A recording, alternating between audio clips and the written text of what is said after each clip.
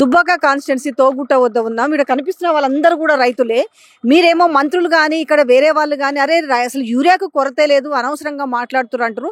నిజంగా ఇక్కడ ఉన్న వాళ్ళు నిజంగా యూరియా కోసం వచ్చిరా లేకపోతే పొలం పని మానుకొని మరి రోడ్ల మీదకి ఎందుకు వచ్చిరు? వ్యవసాయ శాఖ మంత్రి అంటారు కదా పొలంలో ఉండే వాళ్ళు బజార్లకు ఎక్కరు అని మాట్లాడుతారు. మరి వీళ్ళు ఎందుకు బజార్లకు వచ్చిరు అంటే టైం పాస్ కోసం వచ్చిరా లేకపోతే యూరియా కోసం వచ్చిరా కనుక్కుందాం. చెప్పు ఎందుకు వచ్చిరు మీరు రోడ్ల మీదకి? వ్యవసాయ శాఖ మంత్రి చెప్తున్నాడు పొలాలు ఉండేటోళ్ళు బజార్లకు రారు అంటారు. మరి నిజంగా యూరియా కొరత ఉందా లేదా ఇప్పుడు వాస్తవం చెప్పాలా? ఉంది, యూరియా కొరత ఉంది. వారం రోజుల నుంచి రోజు వచ్చుకుంటా పోతున్నాము. పోయినాక ఒక్కొక్కసారి లవర్ చెల్లిపోతుంది. వారం రోజుల నుంచి రోజు వచ్చుకుంటా పోతున్నాం కానీ ఒక సంచి కూడా దొరకట్లేదు. ఎందుకు ఏం చెప్తున్నారు? ఎందుకు దొరుకుతలేదు అని అంటే ఏం చెప్తారు? సెంట్రల్ గవర్నమెంట్ ప్రాబ్లం అంటారు, రాష్ట్ర గవర్నమెంట్ కు సోయిడాక ముందు జాగ్రత్త పల్లె అంటారు. బీజేపీ వాళ్ళు అంటారు, బీజేపీ వాళ్ళ మీద కాంగ్రెస్ వాళ్ళు అంటారు. గతంలో మీరంతా రైతులే కదా, మీరు గతంలో యూరియా కోసం ఇబ్బంది పడ్డ సంవత్సరాలు ఎన్ని ఉంటాయి? 10 ఏళ్ళలో ఉండేనా ఇబ్బంది యూరియా కోసం? 10 ఏళ్ళ యూరియా తిప్పలు చూసిరా? మీరు నిజంగా రైతులేనా లేదా ఎవరైనా పైసలు ఇస్తే మాట్లాడుతురా?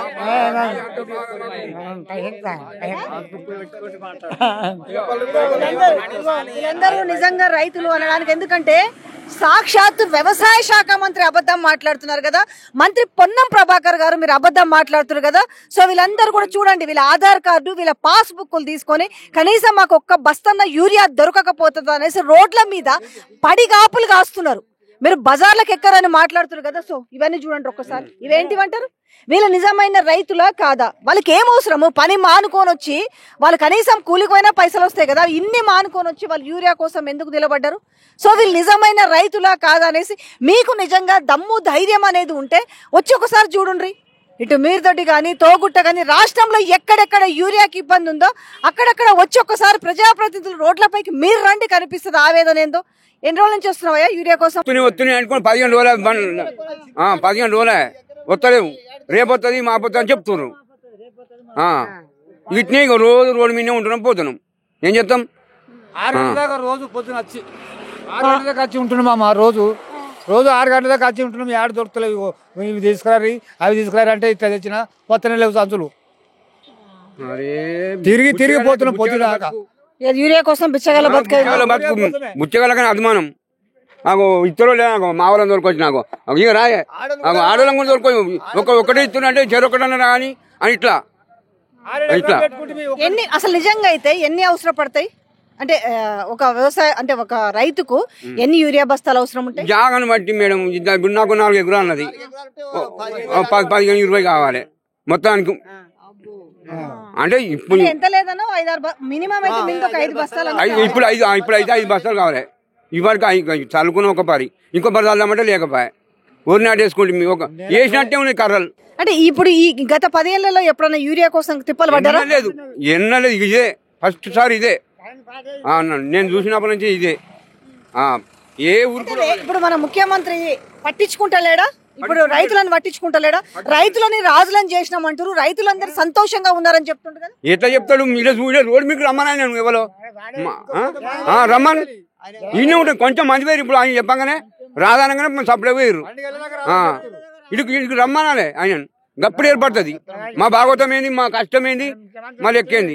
అంటే ముఖ్యమంత్రి గురించి ఎందుకు మాట్లాడుతున్నావు అంటే రైతులను రాజులు చేసినాము, రైతులు పండుగలు చేసుకుంటున్నారు అన్నాడు. కుక్కలు చేసిండు, రాజురా కాదు కుక్కలు చేసిండు ముఖ్యమంత్రి. ఏం రాజురా చేసిండు? ఈ ఆడలు అన్న తిరుగుతున్నాం. తిండి లేదా శ్రీకాంత్ లేదా ఈయన తిరగబడుతుంది. ఇప్పుడు 10-15 రోజులకోలే ఒక సంచి లేదు, బస్తా లేదు, ఏం లేదు. ముఖ్యమంత్రి ఏం చేస్తుండు?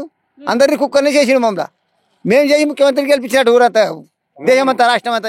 మంచిగా లేదా మరి? మీకు మార్పు తెచ్చిండ్రు కదా, మార్పు మంచిగా లేదా? మార్పు కుక్కర్లకే తిరుగుతున్నాం, కుక్కర్ల దగ్గర తిరుగుతున్నాం మేడం మేము.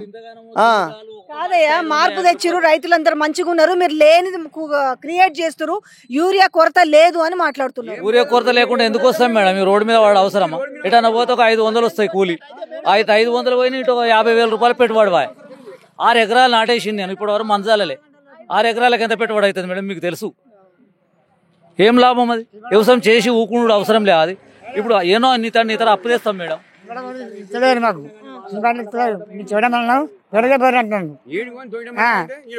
యూరియా కొరత లేదు, మేము పంపిస్తున్నామని సెంటర్ అంటారు. పంపించినాక మేము ఎందుకేమని వీళ్ళు అంటారు. వాళ్ళ న్యూస్ చూసుకుంటే ఎన్ని రోజుల నుంచి వారం 10 రోజులు తిరగబట్టి 15 రోజుల దాకా వచ్చినప్పుడు లారీ వస్తలేదు, మాకు దొరుకుతలేదు. వస్తే ఒక లోడ్ వచ్చింది అనుకో, ఎంత మందికి వస్తాయి? ఎంత మంది కంటే ముందుకు ఎవరు ఉంటే వాళ్ళకే వచ్చింది. ఎన్నుకున్న వాళ్ళకి దొరకకపోయి మళ్ళీ మరిపోవడనే. ఇప్పుడు ఇక్కడ నుంచి అక్కడ దాకా లైన్ కడితే మేము ఆయన లైన్ రాగానే అయిపోయాయి. ఇక మళ్ళీ పోవడనే, నెక్స్ట్ రానే రాకపోయి. ఇక మళ్ళీ ఏం చేస్తాం? ఇక సపరేట్గా వచ్చుడే కదా, మరిపోవడే కదా. అంటే మీకు లోడ్ వచ్చేది ముందు రోజు తెలుస్తుందా, లేకపోతే వచ్చిన దాకా తెలియదా? వచ్చేదాకా తెలియదు, ఇప్పుడు దించేదాకా కూడా తెలియదు మాకు తెలియదు. ఇలా మొత్తం లారీ దిగేదాకా కూడా తెలియదు మాకు. ఇప్పుడు అదునికి యూరియా వేయకపోతే ఇప్పుడు పరిస్థితి వరికి ఎట్లుంటది? వరికి గానీ లేకపోతే మక్కకు గానీ? అది వేస్టే ఇక మాది అంతా. ఇప్పుడు అంటే టైం కు యూరియా వేయలేదు అనుకో, ఏమైతుంది?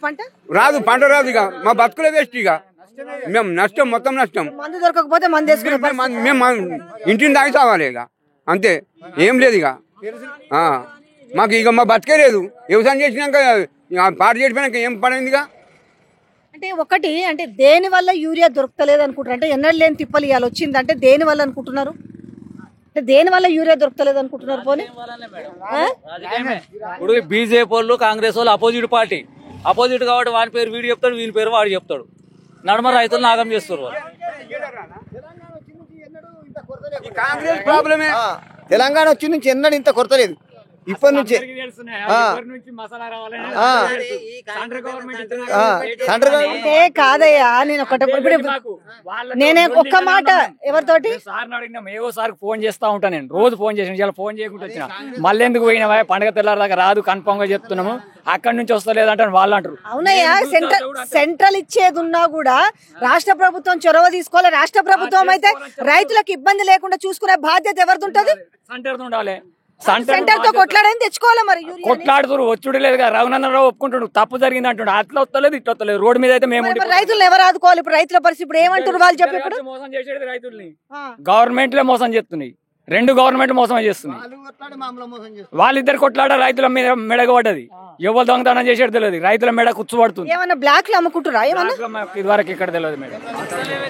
బ్లాక్ ఎట్లా అమ్ముతారు? బ్లాక్ వ్యవసాయదారే వచ్చి తీసుకోపోతారు కదా, వేరే వాళ్ళకి ఏం అవసరం ఉంటుంది?